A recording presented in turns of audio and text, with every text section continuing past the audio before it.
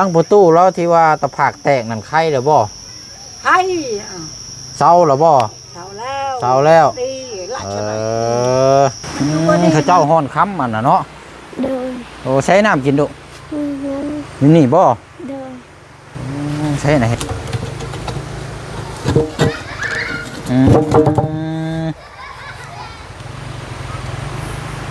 อันติดโตเท่าไรน้ำเจ้าเดี๋ยวนี้นะบ่มีฮะบ่มีเลยบ่เดินอ้าวพี่น้องพ่อแม่ก็ทุกอย่างบ่มีเงินให้สิให้ลูกหรอกพ่อแม่ก็ทุกข์ยากคือกันเดินจักพ่อแม่ก็จะเสียเงินอยู่ใส่เนาะเดิน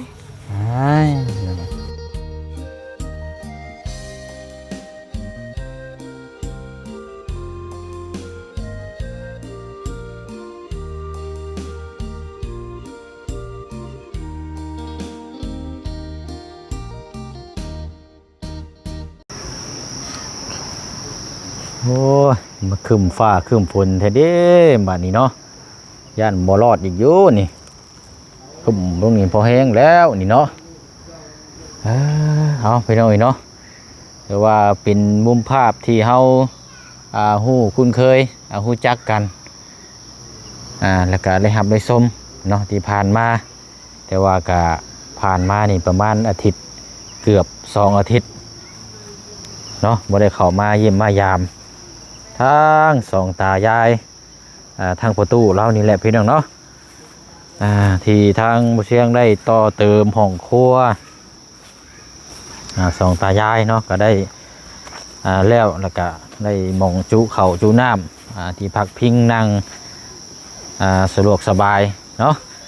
มื้อนี้มาเยี่ยมมายามพี่น้องเนาะมาอัปเดตให้ทางพ่อแม่พี่น้อง FC เฮาได้ครับไปชมเบิ่งน้ำกันเนาะล่าสุดนี่ก็ไปบ้านแก้งทองนั่งรถทางบ่อบุญสารวัตรรถคนเฒ่าพี่น้องเนาะตั้งบ่อระวังหัวไปพาดกับอันรถทางบ่อบุญสารวัตรรถแต่ผากยิ้มออกไปเลยเติบพี่น้องเนาะเบิ่งก่อนเนาะอยู่บ่เนาะนี่อะไรพี่น้องเนาะเป็นชาดันแป้นเรากับทักทายสบายดีและสวัสดีพ่อแม่พี่น้องเบิดสุขุสุคนเด้อพี่น้องเนาะพบเจอกันดีคือเก่าคือเดิมเนาะพี่น้องเนาะกับพ่อน้องเปียวพี่น้องเลยถ้าว่าเราอยู่เดี๋ยวสิให้ทางประตูเราพาไปเบิ่งบ่องที่ว่าน้ำกินเต้าเนี่ยพี่น้องที่ว่าอยู่น้ำห้วยน้ำห้องเดี๋ยวไปเบิ่งสถานที่น้ำกันเนาะพี่น้องเนาะว่าเรากินน้ำห้วยน้ำห้องนะโอ้ยพี่น้องเลยเราก็บ่ได้ต้องการอย่างเนาะพี่น้องมีแต่ว่าขอให้มีน้ำกินกับพ่อว่าฉันเนาะแต่ว่าเรื่องน้ำประปาตอนที่ได้เขาว่าสีดำเนินการให้แต่ว่าเราปฏิเสธเนาะทางผัวกับเมียบอกเป็นยังไปหน่อยเนาะว่าจะให้ลามพามาเหมือนกับพอดีน้องเพิ่นไปเมืองพีนทางน้องมอนเนาะไปทางหญ้าว่าฉันเด้เป็นโตใส่บาทนี่เสียงกบเสียงเขียดห้องนี่ยวดอยู่นี่เนาะโอ้เป็นยังไงเนาะใครอยู่ตารางแฟนเนาะมันสะอาดเนี่ยแต่ตารางแล้วนี่เบิ่งก่อนมีตู้อยู่ดีมีแห้งสบายดีสบายดีจำเขาได้อยู่บ่จำชื่อเขาได้อยู่บ่ชื่อจักชื่อยังน่าชิลกจำบ่ได้แต่บ่ได้มาอาทิตย์ปลายเนาะใช้ประตูไปใช้นะไปขึ้นไปโฮมไปโฮมเป็นยังนะไทยเป็นยังคือไปโฮมโฮมวันเช็ดวันพฤหัสขอพระเยซูใช่ไหมเจ้าไปโฮมตอนแรงใช่เมื่อใช่ไหมบ่อยู่ซ้ำเนาะไปได้ไหมเราไปเตะหึงนะบ่หาท่านและใส่เนาะคำมืดเลยเป็นนี่ใดเนาะเจ้าขึ้นไปจุไผ่อยู่เทิงนะบ่เดี๋ยวนี้นะขึ้นไปเฮ็ดกินข้าวกินน้ำอยู่เทิงนะบ่นี่โบฮะยันมันฮึกนะกระดาษนี่ ยันมันหึดนี่นะพืชนี่ อ๋อ ต้มละไม้ลูกเอ้ยมันจะกินละไม้ต้ม โดยเอาต้มรสแม่ ต้มแล้ว ต้มแล้วบ่ กินแล้ว กินเรียบร้อยเลย กินแล้วนะ อืม กินแล้วไหมต้ม ใช่เมื่อนะ โดยน้องนั่นบ่จันเอาพี่ลูก มันจับ น้องจันแม่นอยู่ มันนะ เออ ได้ เอานี่ทุกประตูเราบ่อยู่รถ ใช่เมื่อ บ่ได้นั่นซ้ำนี่เนาะ ขอทำมา เอาเดี๋ยวมาทักทายทางน้องจันก่อน แม่นบ่ลูกหลานเจ้าบ่ฮะเอ้ยเอา สบายดี สบายดี จัดนี่ น้องจันบ่ จัดแล้วก็นี่ อ้าวเนาะเอาเบิ่งเสียบ่เชงอันนี้แน่เฮ็ดยังลูกอาบน้ำเลย โดย เพราะว่าเบิ่งคือผมสิเปียกๆเนาะ เจ้าเอ็ดประเช่า ฮะ เอ็ดประเช่าเก๊ก แล้วว่านี่ได้ก็ลูก แต่ว่าค่อยอยากแอนผู้สาว อ๋อเรามาเป็นผู้สาวแม่นทั้งน้องจันนี่ก็ถือว่าใหญ่ไว้ปีที่แล้วตอนบอดี้มาหานี่ยังพูนี่น้อยนึง ง่ายเอ้ย แป๊บเดียวเนาะ นั่นก็ว่าวันชาตินั้น เดี๋ยวถามก่อนอันทั้งประตูแล้วที่ว่าตะผากแตกนั่นไข้หรือบ่ ใคร เศร้าหรือบ่ เช้าแล้ว เศร้าแล้ว ดีละ เอ ใช่ไหม อ มันอยู่บ่ดีนะหลดนะมันโดย มันหักมันสไลด์มันหักมันอย่าง ทั้งน้องจันช่วงนี้เฮ็ดเวียกยังชาลุเจ้า ค่อยเกี่ยวข้าว ฮะ เกี่ยวข้าว เกี่ยวข้าว โดย เกี่ยวหรือบ่ โดย โอ้นี่กินข้าวไหม้เด้นี่เนาะ เป็นเขาในใด ห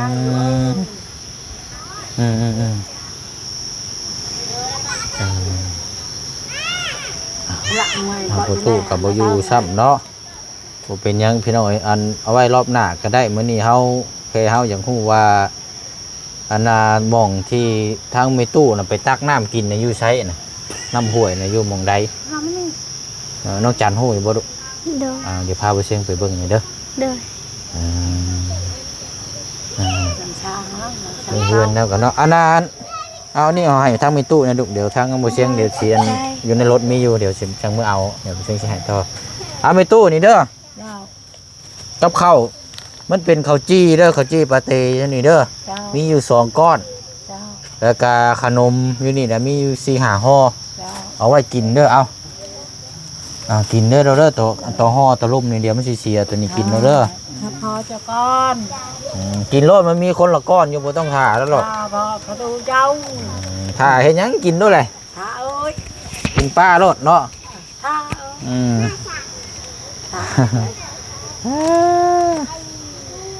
เอาละพี่น้องเอ้ยก็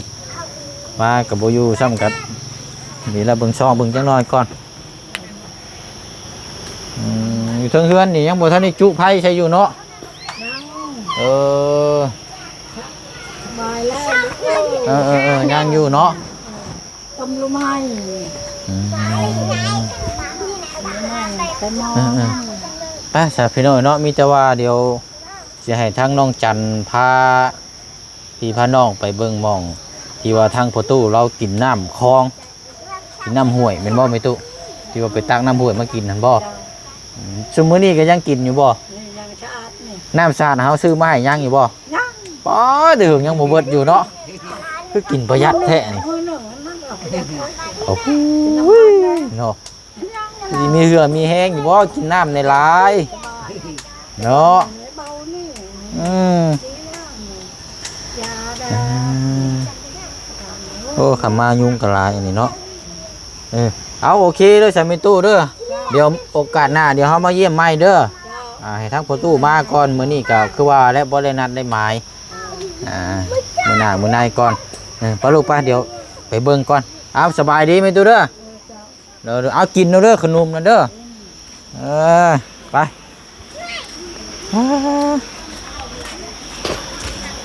นี่ใส่อยู่ทางใดบ้านนี่ไกลเติบบ่ บ่ได้ไกลกัน บ่ได้ไกลปานใดบ่ โดย อืม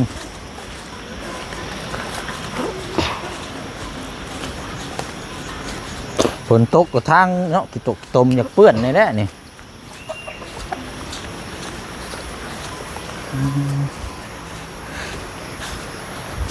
ใช้ทางนี่บ่ ทางเขาบ่ได้ทางมันยาก ใช้ลูกใช้ทางไหนน่ะ ทางนี้ คือหกแท้ทางนี้ได้จ้ะ ทางนี้ก็ไปได้ ไปทางมันแปลนไปแล้วเลย มันมีคุมระเบิดได้นี่ไปหกแท้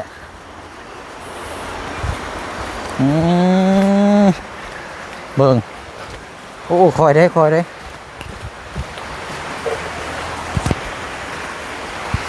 โอ้ฝนตกแห้งน้ำยืงลายเลยมันนี่พี่น้อง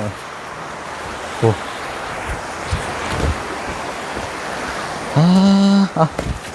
ฮึบเอาอยู่แถวนี้ก็ได้ลูกใช่นะอยู่ใช่นะมองอ๋อแต่ว่าย่างไปได้บ่ไปหันนะ ได้ ฮะ ได้ ก็ได้อยู่บ่ โดย โอ้เดี๋ยวเบิ่งวิวจังหน่อยก่อนเบิ่งพี่น้องอันนี้เนี่ยน้ำห้วยเนาะน้ำห้วยน้ำห้อง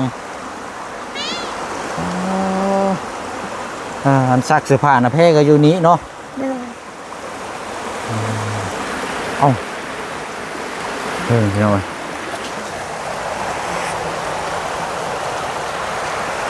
ซักเสื้อผ้านะเพ่เนาะ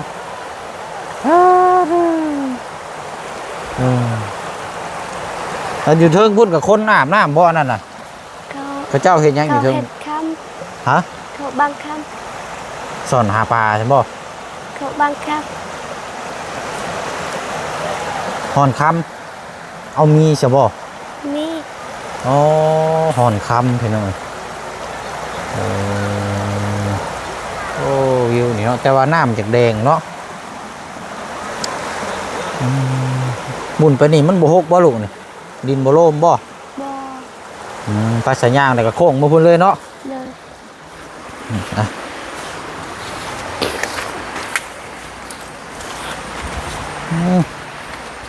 โอ้ขายูนเป็นดินทราย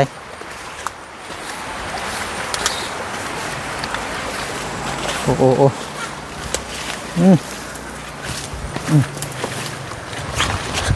อึ๊บ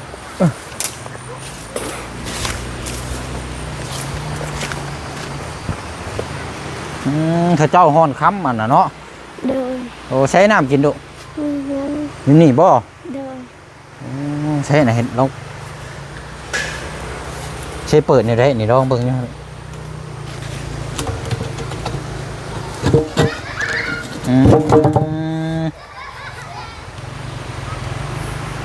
อันนี้ตักกินอยู่นี่สมบ่ โดย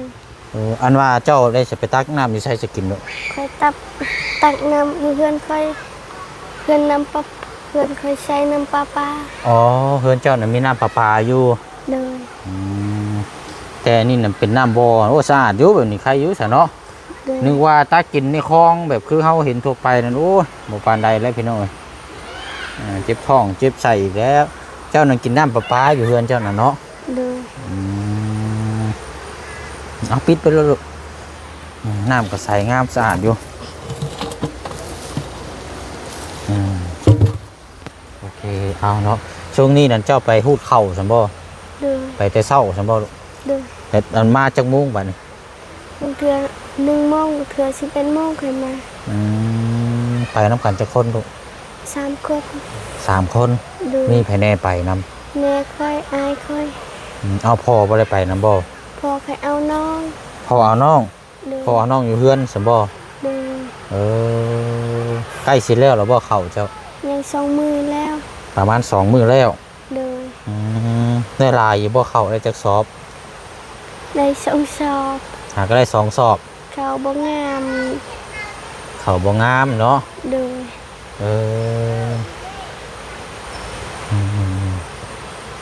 เห็นวีเห็นงานเราก็เนาะเป็นยังไงโอ้ยนกจันทร์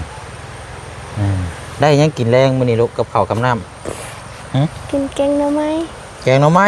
โดย โอ้แท้นี่แซ่บอยู่บ่แกงหน่อไม้กะ บ่แซ่บแต่บ่มีหันกิน จำเป็นนะลูกเนาะ โดย แต่ว่าอยู่เฮือนเจ้าน่ะบ่เชียงเห็นนี่มีกกมังหุงมังหายได้เนาะปลูกเนาะหลายอยู่เนาะ โดย พอได้ตำในครอบในครัวเอาอันนี้อยู่ห้องอยู่ห้วยเด้อพี่น้องเนาะเฮาลงมาเบิ่ง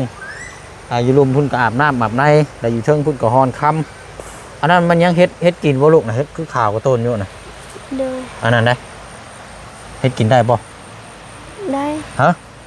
โอ้ยไปเอามื้อเฮ็ดกินซะไปยังซะ คอยบ่เคยกินผู้เคยกินกินได้ เจ้าบ่เคยกินบ่ โดย เจ้าว่าเฮ็ดข้าวบ่จักนี่เนาะโอ้เห็นเอาย่างไปเบิ่งกันดูไปย่างไปเบิ่งแล้วจังออกมื้อพุ่นเฮ็ดธรรมชาติได้นี่ออกแม่นบ่แม่นเฮ็ดข้าวบ่ใช่เฮ้ยบ่แม่นเฮ็ดพี่เบื่อ ฮะปลาลูกปลาเมื่อเฮือนก็ได้ไปเมื่อเฮือนเจ้าเดี๋ยวไปเชียงซีเอามาต้มขนมให้ได้ทางเมื่อโอ้อันนี้เป็นน้ำนองนี่เด้อนี่เนาะ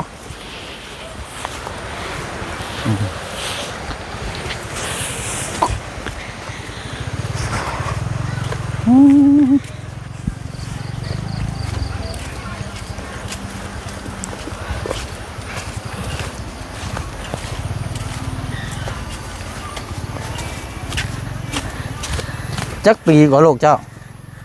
อายุ 9 ปี ฮะ 9 ปี เท่าไรก็ 9 ปี 9 ปี โดย แม่นบ่9 ปีดู แม่น 9 ปียังคือผู้ใหญ่แท้ คอยเป็นคนวัยใหญ่ นึกว่าประมาณ11 12นี่นะบ่แม่นบ่ พ่อแม่คอยว่า9 ปี พ่อแม่ว่า9 ปีเนาะ โดย อ๋อโอเคไปสรุปไป9 ปีเต็มเนาะ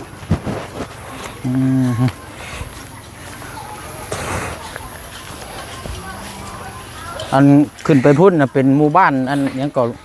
บ้านเฮยฮอก บ้านห้วยหอบบ่ โดย ขึ้นไปส่งบ้านห้วยหอบเนาะ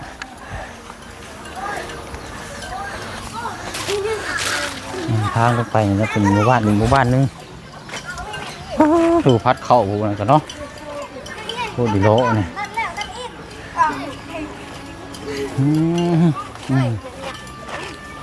ไปคืมฟ้าคืมฝนนั่งเล่นน้ำถนนหนทางเนาะโอ้มีหยังสาทางในวันนี่ เห็ดหยังเนาะหาเฮาเด็กน้อย ห้วยโอ้เป็นแต่ยึกนั่นแหละเฮาว่าฉัน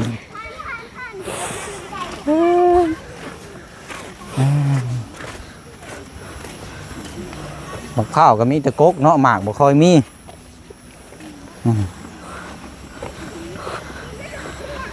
ใครอยู่เฮือนเจ้างัวใช้น้ำประปาเนาะ โดย คันบ่มีน้ำนี่ประปานี่ก็แม่นได้กินน้ำห้องอันห้วยพุ่นแล้วเจ้าก็เนาะ โดย นางสำนีก็เมื่อยหอบกินได้นี่แล้วอันนี้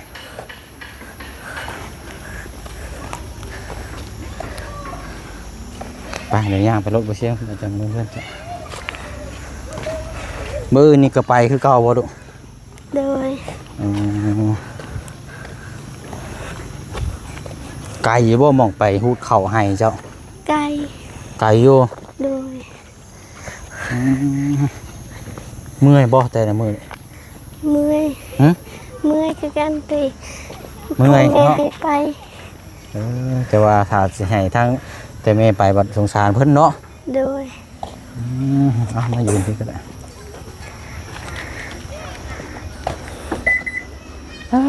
มาฟังดิลูกกินแกงหน่อไม้เนาะ โดย โอ้ยจะตีถุงลูกมาจับอันนี้เอาไปเชียงเอาขนมให้เอาหมูมาให้ต้ม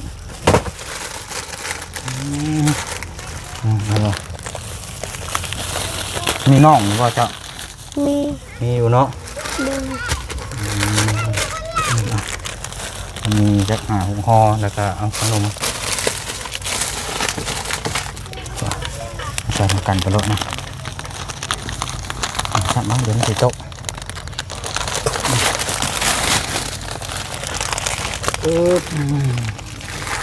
เอาล่ะอยู่นำกันหลายคนกินแบ่งกันเด้อ โดย ไปตามนั้นระบาดนี่เด้อ โดย บ่เชียงบ่ได้มือเฮือนมีแต่ว่าเจ้ามือเองก็ลูกเด้อ โด บ่ ย ได้มือส่งไหนเนาะ โดย นะมือหน้ามือไหนเดี๋ยวสิมาเยี่ยมยามถามข้าวให้ โดย เนาะอันนี้น้องจันพี่น้องเอ้ยบ้านเพิ่นซาเราก็อยู่นี่แหละนี่นี่แหละหลังสังกะสีตัวนี้ละดังน้อยๆนี่แหละอยู่นํกันเท่าไรก็จะคนก็ลูก 10 คน อยู่นํกัน10คนน้อยๆเนาะ โดย อ๋อแย่กันอยู่มึงสินอนสิบ่ฮ้อนพะโลบ่นี่ โดย เนาะเอาจังไดก็สู้ๆเด้อลูกเด้อ โดย มีเงินติดตัวเท่าไรนำเจ้าเดี๋ยวนี้น่ะ บ่มี ฮะ บ่มี บ่มีเลยบ่ โดย อ้าวพี่น้องเอ้ยนำพ่อแม่บ่ได้ให้บ่ พ่อแม่ก็ทุกอย่างบ่มีเงินให้สิให้ลูกหรอก พ่อแม่ก็ทุกข์ยากคือกัน โดย จักพ่อแม่ก็จะเสียเงินอยู่ใส่เนาะ โดย อ้ายนี่ไรสานี่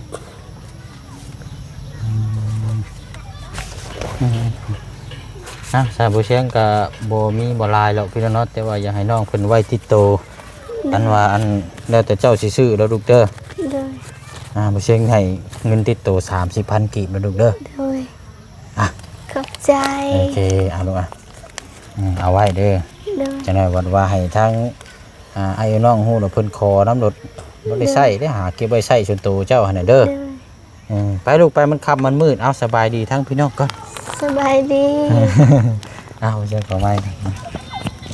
ไปบัดนี้เมื่อไปพี่น้องเดินทางต่อเฮาบัดนี้ทางน้องอันนี้ทางประตูเราบ่อยู่เนาะก็เลยว่าทางน้องจันมาก็เลยพ่วงนี่แหละพี่น้องพูดคุยทางน้องจันเนาะถามก็ถือว่าน้องเพิ่นก็เป็นคนขยันอันนี้กันเนาะทางช่วยเหลือครอบครัวแต่ว่าทางเฮาบ่ได้ค่อยมีเวลาเข้ามาเยี่ยมยามทำข้าวกับหนึ่งมานี่ทางน้องเพิ่นก็คือเฮาฮู้ในพี่น้องเนาะเพิ่นเป็นคนเว้าคอยเป็นคนเว้าเนียนเนาะบ่ค่อยเป็นคนเว้าดังเนาะแต่ว่าคนส่วนหลายคือพี่น้อง FC เฮาบัดอยากติดตามเคสที่แบบเด็กน้อยเว้าแบบดังๆคำเว้าคำจาแบบนี่ๆจักหน่อยเนาะไปอะไรพี่น้องจังว่าจังคุยจังเข้ามาเยี่ยมมายามถามข่าวแล้วไม่เนาะสำหรับทางประตูมื้อนี้ขอตัวเดินทางก่อนเดี๋ยวพบเจอกันในคลิปหน้าเนาะอยู่ดีมีแรงร่ำรวยเบิดสุขุสุขคนบ๊ายบายได้พี่น้องเด้อเนาะสบายดี